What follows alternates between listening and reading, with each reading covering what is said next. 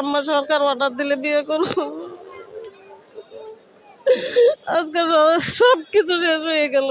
দেখতে দুইবার গেছি, যাই না, অনেক টাকা লাগে তো, টাকা পাবো কোথায়, জন্য যাই না। এমনি পুলিশের মাধ্যমে একটু খোঁজ খবর রাখি আর কি। যাইতে রাস্তা গাড়ি ভাড়া আছে না বাবা, কারণ যেহেতু ইনকাম নেই তো নিজেই বুঝেন, তাহলে গাড়ি ভাড়াই তো 400-500 টাকা লাগে। আসি দেশের থেকে, আর ঢাকা থাকি না। 2009 থেকে এই পর্যন্ত রাস্তায় আছি, তারপরেও আজকে আল্লাহর কাছে চাইতেছি আর ওই জজের কাছে চাইতেছি আমাদের সব ছেলে পেলে যেন মুক্তি দেয়।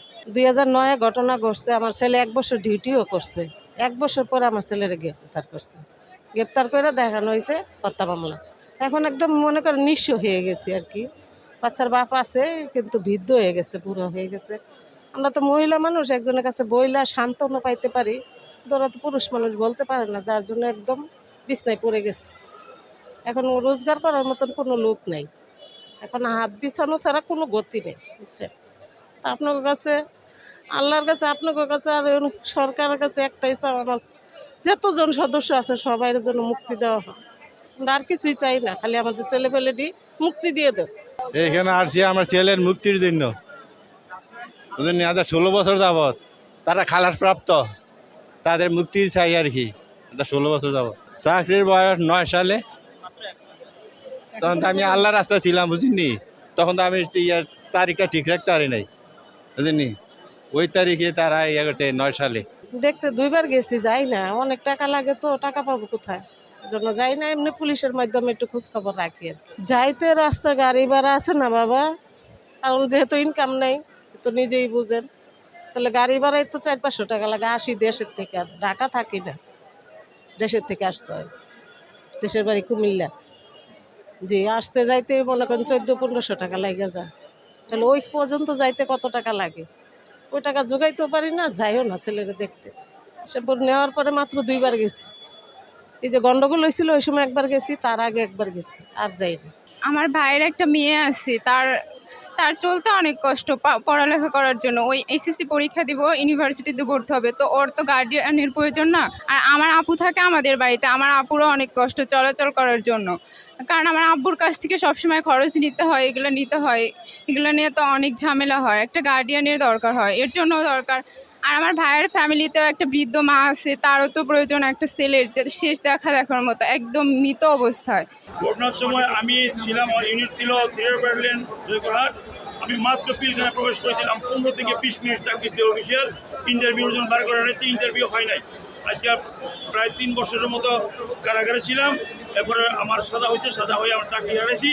কিন্তু আমায় মাত্র অল্প 20-15 মিনিট চাকরি করার কারণে পরবর্তীতেও আমি প্রায় 1.5 বছরের মতো সেন্ট্রাল কোয়ার্টার মাস্টারের দায়িত্ব পালন করছি। কিন্তু আমাকে সাক্ষী না দেওয়ার কারণে, মিথ্যা সাক্ষী দেয় না, সেজন্য আমাকে চাকরিচ্যুত করছে। এবং আমার মতো শত নয়, হাজার এরকম বিজয় সৈনিক যারা অপকর্মে লিপ্ত হয় না, মিথ্যা সাক্ষী দেয় না, তাদেরকে চাকরি হারানোর ভয়কে সাক্ষী দিতে বাধ্য করছে। সারা রাত বসে বসে আল্লাহর কাছে এই কান্দি যে কবে পর ছেলে আসবে, কবে আমি সান্ত্বনা পাবো, কবে 2 লড়া ভাত বেশি করে খেতে পারবো। আর কি বলবো, বলার কোনো ভাষা নাই আর। আচ্ছা, 17 বছর ধরে কানতে অনেক কোটে দৌড়াইছি। এই যে ওই কোটটা, বক্সিবাজারের কোটটা যে কত আসছি, এটা কোনো হিসাব নেই। তো ওই সময় টাকা পয়সা যাই 10 টাকা 5 টাকা আসছিল, বা কর্ম করে জোগাইছিলাম, ওইটি সব শেষ করে ফেলাইছি। এখন ওনার কাছে ভিক্ষা চাই, আর কিছু চাই না। ওনার জানি ছেলেপেলেটি ভিক্ষা দিয়ে দেয়। এই তো ছোটোখাটো টিউশনি করায়, ওই টাকা দিয়ে মেয়ের পড়ালেখার টিউশনির টাকা দিতে হয়। তারপরে এখন তো স্কুলে পড়ে, এখন তো চালানো যাইছে, কিন্তু ভার্সিটিতে অনেক টাকা পয়সার খরচ, তারপরে অ্যাডমিশন পরীক্ষা দিবে, তো এগুলোয় তো অনেক খরচ। তো এগুলো তো আর বাবার কাছ থেকে চায়া নিতে পারে না, একটা লজ্জা রয়ে আসছে যে সবসময় চাইতে।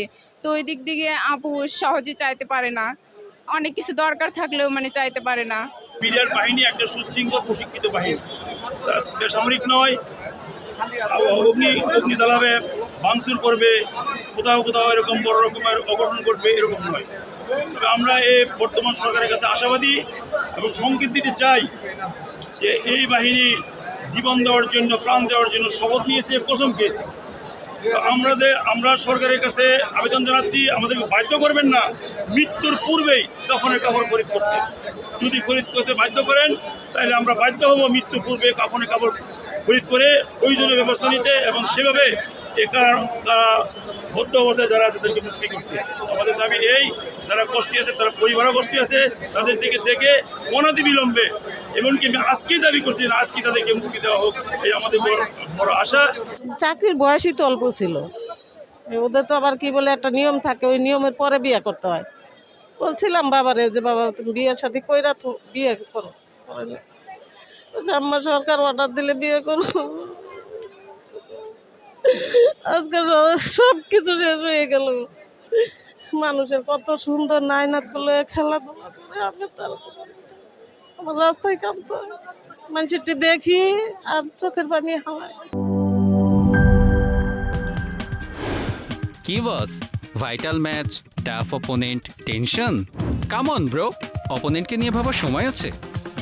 আসল অলরাউন্ডারের কাজই তো হলো যে কোনো টাফ সিচুয়েশনে টিমকে অলরাউন্ড প্রোটেকশন দেওয়া। জাস্ট লাইক মাই টাইলক্স, যার অ্যান্টিব্যাকটেরিয়াল এজেন্ট টয়লেটের কোনায় কোনায় পৌঁছে 99% জীবাণু ধ্বংস করে, টয়লেটের কঠিন দাগ ও দুর্গন্ধ দূর করে টয়লেটকে রাখে ক্লিন আর সুবাসিত। টাইলক্স টয়লেট ক্লিনার, ক্লিন মানেই টাইলক্স।